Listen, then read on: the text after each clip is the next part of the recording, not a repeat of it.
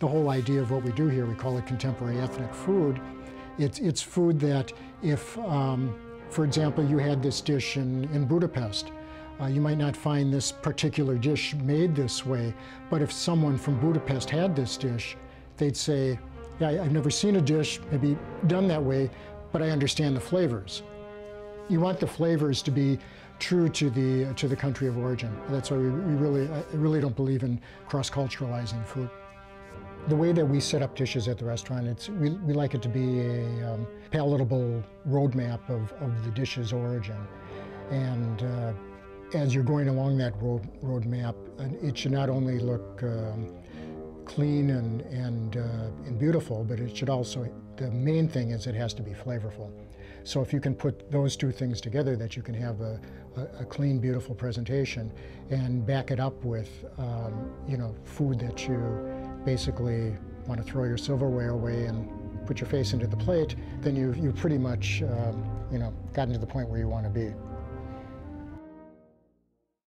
Bento boxes were originally meant for theater goers as a way for restaurants to provide food during intermission to theater goers. Asymmetry is important with Japanese. They tend to work with odd numbers, and this reflects their belief that very little in nature is symmetrical, and they're trying to reflect a natural element when they do their design of food.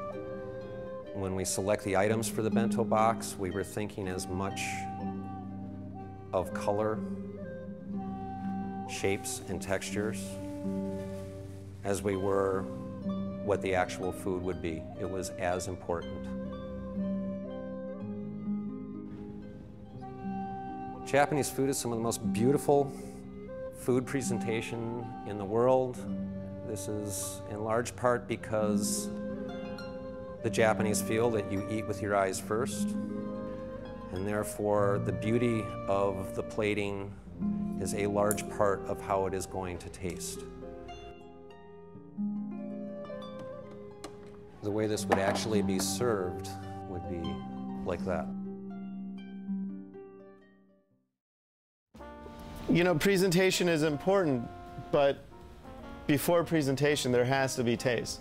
But if food doesn't look good, people don't want to eat it, so they're not going to go in to find out if it tastes good. So you have to make something look visually stimulating. You have to make it look like, oh, that looks great. And then once they get in there and if it tastes great, even better, you hit a home run, and they still remember what that dish looks like when it was served to them. But I think that taste memory is even more important. You know, this is a fine dining restaurant, but I like to be very simple. So I let the ingredients speak for themselves. I have them plated neatly so that you can see what they are and so that you can see that we're treating the ingredients with respect. Here at Bacchus, I want the ingredients to have a bit more of a showcase. I want you to see what they are. I want you to be a little bit more visually stimulated. We show a little bit more surface area with the white of the plate, which also draws in the contrast between the food. That's the goal, is that you want to draw them into it, and then as soon as they dig into that dish, the artistic visual sense of it is pretty much gone, because you know you're moving things around and everything, so then you're going from visual to taste.